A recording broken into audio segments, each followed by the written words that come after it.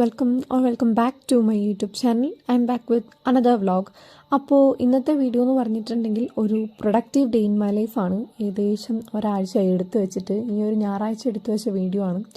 അപ്പോൾ എന്തായാലും രാവിലെ ഒരു 7:45 ആയി എണീറ്റപ്പം. പിന്നെ അത് കഴിഞ്ഞിട്ടുണ്ടെങ്കിൽ ഞാൻ നേരെ കെമിസ്ട്രി റെക്കോർഡ് ചെയ്താനാണ് പോയിട്ടുണ്ടായിരുന്നത്. ഇത് ഞാൻ നേരത്തെ എടുത്തു വെച്ച ക്ലിപ്പാണ്, നൈസായിട്ട് ഇതിൻ്റെ കൂടെ ചേർത്തിട്ടുണ്ടെന്നേ ഉള്ളൂ. രാത്രി കിടന്നപ്പോൾ കുറച്ച് താമസിച്ചു, അതുകൊണ്ട് രാവിലെ എഴുന്നേക്കാനും അത്യാവശ്യം താമസിച്ചിട്ടുണ്ടായിരുന്നു. ഞാൻ 7:30 എണീക്കുമെന്ന് ഓർത്തില്ല. പിന്നെ ഒച്ചയും ബഹളമൊക്കെ കേട്ടോണ്ടാണ് എണീറ്റത്. പിന്നെ അങ്ങ് എണീറ്റ് പോയി. പിന്നെ അത് കഴിഞ്ഞിട്ടുണ്ടെങ്കിൽ ഞാൻ കട്ടിലൊക്കെ വിരിച്ചിട്ടേക്കായിരുന്നു. രാവിലെ എണീറ്റുടനെ വിരിച്ചിടുകയാണെങ്കിൽ അതങ്ങ് തീർന്നു. എനിക്ക് ഭയങ്കര മടിയാണ് ചില സമയത്ത് കട്ടിൽ വിരിച്ചിടാൻ വേണ്ടിയിട്ട്. എനിക്ക് നാളെ സ്കൂളിൽ പോകണം എന്ന് ഓർക്കുമ്പോൾ അന്ന് ഭയങ്കര മടിയായിരുന്നു. എന്തോ ഒരിടയ്ക്ക് ഭയങ്കര മടിയാണ്. ചിലപ്പോൾ സ്കൂളിൽ പോകാൻ ഭയങ്കര ഇൻട്രസ്റ്റ് ആയിരിക്കും, ചിലപ്പം ഒട്ടും ഇഷ്ടമുണ്ടാവില്ല. അത് ചിലപ്പോൾ ഇങ്ങനെ ഓരോ ദിവസവും എത്രത്തോളം പഠിക്കാൻ പറഞ്ഞു വിട്ടിട്ടുണ്ട് എന്നതിനനുസരിച്ചും അത് മാറിക്കൊണ്ടിരിക്കും. അപ്പോൾ അതൊക്കെ എല്ലാവർക്കും അങ്ങനെയൊക്കെ തന്നെ ആയിരിക്കും അല്ലേ. അപ്പോൾ അത് കഴിഞ്ഞിട്ട് ഞാൻ നേരെ കെമിസ്ട്രി റെക്കോർഡ് ചെയ്തായിരുന്നു. കുറച്ചേ ഉണ്ടായിരുന്നുള്ളൂ, അധികമൊന്നും ഉണ്ടായിരുന്നില്ല. കെമിസ്ട്രി ആണോ മാത്സ് ആണോ എന്ന് എനിക്ക് ഓർമ്മയില്ല. സോറി, മാത്സ് റെക്കോർഡാണ്. മാത്സ് റെക്കോർഡ് കുറച്ച് എഴുതാനുണ്ടായിരുന്നു. അതായത് ഒരു 5-6 ലാബ് ആക്ടിവിറ്റീസ് അവർ തന്നിട്ടുണ്ടായിരുന്നു. അതായിരുന്നു എഴുതിക്കൊണ്ടിരുന്നത്. അതിൻ്റെ തലേദിവസം കെമിസ്ട്രി ആയിരുന്നു എഴുതിക്കൊണ്ടിരുന്നത്. അതുകൊണ്ടാണ് എനിക്ക് പെട്ടെന്ന് കൺഫ്യൂഷൻ ആയതും. അപ്പോൾ എന്തായാലും മാത്സൊക്കെ എഴുതി കഴിഞ്ഞിട്ടുണ്ടായിരുന്നു റെക്കോർഡ്. പിന്നെ നിങ്ങളുടെയൊക്കെ ലാബ് എവിടെ വരെ ആയി എന്ന് പറയാം. ഞങ്ങൾക്ക് മാത്സ് ലാബ് ഇന്നായിരുന്നു സ്റ്റാർട്ട് ചെയ്തിട്ടുണ്ടായിരുന്നത്. പിന്നെ ഫിസിക്സ് ഒരു 5-6 എക്സ്പെരിമെൻറ്റ് കഴിഞ്ഞിട്ടുണ്ട്. കെമിസ്ട്രി ആണെങ്കിൽ സോൾട്ട് കഴിഞ്ഞു. പിന്നെ നമ്മൾ ആ ഒരു സ്കീം ഫുള്ള് പറഞ്ഞ് കേൾപ്പിച്ചാലാണ് നമ്മളെ ലാബിൽ കയറ്റുക. പിന്നെ അത് കഴിഞ്ഞിട്ട് നമ്മൾ ഓരോന്ന് പറഞ്ഞ് കേൾപ്പിക്കുന്നതിനനുസരിച്ച് നമുക്ക് സോൾട്ട് ചെയ്യാൻ വേണ്ടി പറ്റും. അപ്പം ഞാൻ 3 സോൾട്ടാണ് ചെയ്തിട്ടുള്ളത്. കാരണം കഴിഞ്ഞ ആഴ്ച എനിക്ക് ലാബിൽ കയറാൻ പറ്റിയിട്ടുണ്ടായിരുന്നില്ല. ഞാൻ ഫുൾ പറഞ്ഞ് കേൾപ്പിച്ചിട്ടുണ്ടായിരുന്നില്ല, ഞാൻ ഫുൾ പഠിച്ചിട്ടുണ്ടായിരുന്നില്ല. അതുകൊണ്ട് എനിക്ക് പറഞ്ഞ് കേൾപ്പിക്കാൻ പറ്റിയില്ല. ഈ ആഴ്ചയാണ് കയറിയത്. അപ്പോൾ 3 സോൾട്ട് ചെയ്തിട്ടുണ്ടായിരുന്നു.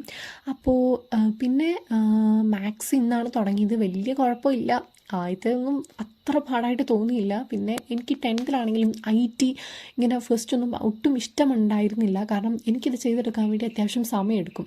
ഈ ഒരു IT പോലത്തെ സംഭവങ്ങളൊക്കെ ആണെങ്കിൽ എനിക്ക് ക്യാച്ച് ചെയ്യാൻ വേണ്ടി കുറച്ച് സമയം എടുക്കും. എനിക്ക് സാവധാനം ഇരുന്ന് ചെയ്യണം. എന്നെ ചുറ്റും ഇരുന്നിങ്ങനെ സ്പീഡ് ചെയ്യുമെന്ന് പറഞ്ഞാൽ 10th IT മിസ് പെട്ടെന്ന് പോർഷൻ തീർക്കാൻ വേണ്ടിയിട്ട് കുറച്ച് അത്യാവശ്യം സ്പീഡിലാണ് പൊയ്ക്കൊണ്ടിരുന്നത്. അപ്പോൾ എനിക്ക് ഭയങ്കര ബുദ്ധിമുട്ടാണ്. എനിക്ക് അത്രയും സ്പീഡിലൊക്കെ ചില സമയങ്ങളിൽ പറ്റില്ല. ചിലതൊക്കെ ടീച്ചറിൻ്റെ ഒപ്പം ചെയ്യും, ചിലത് ഞാൻ കുറച്ച് പുറകോട്ടായി പോകും. എനിക്ക് ആദ്യം കുറച്ച് പാടായിരിക്കും, പിന്നെ കുറച്ച് ക്ലാസ് കഴിഞ്ഞിട്ടുണ്ടെങ്കിൽ ആ ഒരു ഫ്ലോയിലെത്തും.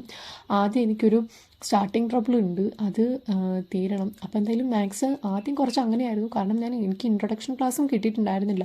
പിന്നെ മിസ്സ് ഒന്നുകൂടെ പറഞ്ഞു തന്നപ്പോഴാണ് കുറച്ചുകൂടെ കിട്ടിയിട്ടുണ്ടായിരുന്നത്. എനിക്ക് ഇടയ്ക്ക് ഫ്രസ്ട്രേഷൻ പോലെയായി, കാരണം ഒന്നും കിട്ടുന്നുണ്ടായിരുന്നില്ല. അപ്പോൾ എന്തായാലും അത് വലിയ കുഴപ്പമില്ലാതെ പോയി. ബോട്ടണിയും സുവോളജിയും എനിക്ക് ലാബ് സ്റ്റാർട്ട് ചെയ്തിട്ടുണ്ടായില്ല. അത് ഇനി അടുത്ത ആഴ്ച സ്റ്റാർട്ട് ചെയ്യുമെന്നാണ് പറഞ്ഞിട്ടുള്ളത്. അടുത്ത ആഴ്ച ടൂറൊക്കെയാണ്. അപ്പോൾ അതൊക്കെ എന്തായാലും അവിടെ നിൽക്കട്ടെ. ഏകദേശം ഒരു 10:30 ആയപ്പോഴത്തേക്ക് എനിക്കെന്തോ ഭയങ്കരമായിട്ട് ദാഹിക്കുന്നു. ജ്യൂസോ അല്ലെങ്കിൽ നാരങ്ങ വെള്ളമോ അങ്ങനെ എന്തെങ്കിലുമോ കുടിക്കാൻ തോന്നി. അപ്പോൾ അമ്മയോട് പോയി ചോദിച്ചപ്പോൾ അമ്മ സോഡ ഇരിപ്പുണ്ടെന്ന് പറഞ്ഞു. അപ്പോൾ സോഡ നാരങ്ങ വെള്ളം ഉണ്ടാക്കാമെന്ന് ഓർത്തു. അപ്പോൾ എന്തായാലും എനിക്ക് ഇങ്ങനത്തെ സാധനങ്ങളൊക്കെ ഉണ്ടാക്കാൻ ഭയങ്കര ഇഷ്ടമാണ്. ജ്യൂസും കേക്ക്സും നല്ല മധുരമുള്ള സാധനങ്ങളൊക്കെ ഉണ്ടാക്കാൻ വേണ്ടിയിട്ട് ഭയങ്കര ഇഷ്ടമാണ്. അല്ലാത്ത കാര്യങ്ങളൊന്നും എനിക്ക് വലിയ താല്പര്യമില്ല. ചില കുക്കിംഗ് പ്രോസസ്സ് ഭയങ്കര സാറ്റിസ്ഫൈങ് ആണ്. കുക്കിംഗ് എന്ന് പറയാൻ മാത്രം ഒന്നും അറിയില്ലെങ്കിലും എനിക്ക് അത്യാവശ്യം ഇഷ്ടമാണ് ഇങ്ങനത്തെ കാര്യങ്ങളൊക്കെ ഉണ്ടാക്കാൻ വേണ്ടിയിട്ട്. പിന്നെ ഞാൻ 2 പേരുടെ ഗ്ലാസ്സിലേക്കും കുറച്ച് അളവ് പോലും മാറാതെ അളന്നൊഴിക്കുന്ന രംഗമാണ് നിങ്ങളീ കാണുന്നത്. അല്ലെങ്കിൽ ഇവിടെ ഒരു കുരുക്ഷേത്ര യുദ്ധം തന്നെ നടക്കും. അതുകൊണ്ട് അമ്മയെ കൊണ്ടാണ് ഒഴിപ്പിക്കുന്നത്. ഞങ്ങൾക്ക് 2 പേർക്കും പരസ്പരം നല്ല വിശ്വാസമായതുകൊണ്ട് അമ്മയെ കൊണ്ടാണ് ഒഴിപ്പിച്ചത്. പിന്നെ എന്തായാലും അത് കഴിഞ്ഞിട്ട് 2 ഗ്ലാസ് അടച്ചെടുത്തു. പിന്നെ അത് കഴിഞ്ഞിട്ട് കുറച്ച് സമാധാനമായി കുടിച്ചു. പിന്നെ നമ്മൾ കുളമാക്കിയ പാത്രങ്ങളെല്ലാം നമ്മൾ തന്നെ കഴുകണമല്ലോ. അപ്പോൾ ഞാൻ എന്തായാലും നാരങ്ങ വെള്ളം പിഴിയാനായിട്ട് എടുത്ത കുറച്ച് സാധനങ്ങളൊക്കെ എടുത്തു മാറ്റി അതൊക്കെ ഒന്ന് ക്ലീൻ ചെയ്ത് വെക്കായിരുന്നു. അതിന് മാത്രമൊന്നും ഉണ്ടായിരുന്നില്ല. കുറച്ച് പാത്രവും നാരങ്ങ പിഴിയാൻ ഉപയോഗിച്ച സാധനവും അങ്ങനത്തെ കുറച്ച് കാര്യങ്ങളേ ഉണ്ടായിരുന്നുള്ളൂ. അതെന്തായാലും കഴുകി വെച്ചിട്ടുണ്ടായിരുന്നു.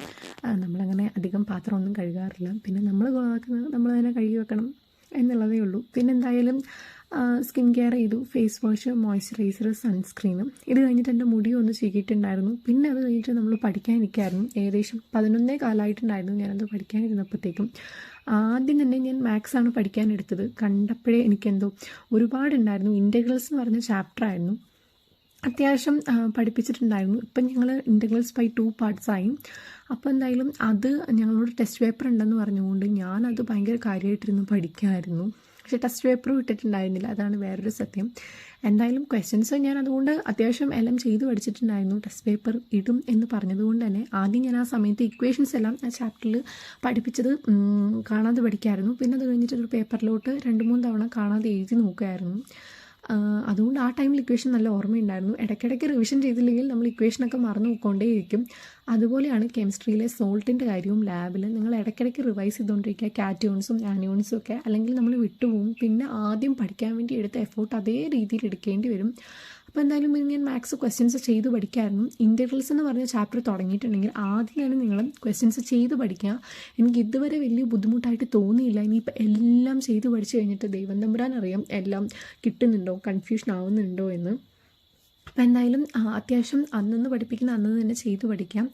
പിന്നെ കെമിസ്ട്രി ആണെങ്കിലും ഓർഗാനിക് കെമിസ്ട്രി തുടങ്ങിയിട്ടുണ്ടെങ്കിൽ അത്യാവശ്യം റിയാക്ഷൻസ് എഴുതി തന്നെ പഠിക്കാം. ഞാനിതുവരെ എഴുതി പഠിക്കാൻ തുടങ്ങിയില്ല. ഞങ്ങൾക്ക് ജസ്റ്റ് സ്റ്റാർട്ട് ചെയ്തു. ഏകദേശം കുറച്ചായി എന്ന് വെച്ചാൽ എലക്ട്രോഫിലിക് സബ്സ്റ്റിറ്റ്യൂഷൻ റിയാക്ഷൻ അതൊക്കെ കഴിഞ്ഞ് കുറച്ച് ഫ്രണ്ടിലോട്ടായി. ഞാൻ ഇനി വേണം എഴുതി പഠിക്കാൻ വേണ്ടിയിട്ട്. ജസ്റ്റ് വായിച്ച് വിടുന്നതേ ഉള്ളൂ. അപ്പോൾ എന്തായാലും അത്യാവശ്യം നമ്മളെ കൊണ്ട് പറ്റുന്നത് പോലെ ഹാർഡ് വർക്ക് ചെയ്യാം. പിന്നെ എന്തായാലും ഇത്രയും പറഞ്ഞപ്പോൾ തന്നെ വീഡിയോ തീർന്നല്ലേ. എൻ്റെ റുട്ടീനൊന്നും അധികം പറയാൻ പറ്റിയില്ല. അപ്പോൾ എന്തായാലും ഇങ്ങനെയൊക്കെ പോയിട്ടുണ്ടായിരുന്നു. വൈകിട്ടായപ്പോഴത്തേക്ക് ഞാൻ കുറച്ച് നേരം കിടന്നുറങ്ങി. മാത്സൊക്കെ പഠിച്ചു, ഉച്ചയ്ക്ക് കഴിച്ചു. പിന്നെ കുറച്ച് നേരം അങ്ങനെയൊക്കെ പോയിട്ടുണ്ടായിരുന്നു. ഞാൻ എഴുന്നേറ്റപ്പോഴത്തേക്ക് 6 മണിയൊക്കെ ആയി. പിന്നെ നോക്കുമ്പോഴത്തേക്ക് കറണ്ടൊന്നുമില്ല. പിന്നെ കുറച്ച് നേരം ഞാൻ മാത്സ് വീണ്ടും പ്രോബ്ലംസ് സോൾവ് ചെയ്തു.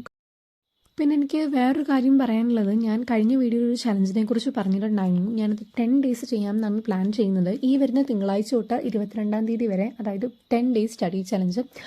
അപ്പോൾ ഞാൻ സ്റ്റാർട്ട് ചെയ്യുന്ന ദിവസം, അതായത് നമ്മൾ ഈ ചലഞ്ചിൽ ബേസിക്കലി ഉദ്ദേശിക്കുന്നത് മാക്സിമം ബാക്ക്ലോഗ്സ് കംപ്ലീറ്റ് ചെയ്യാം.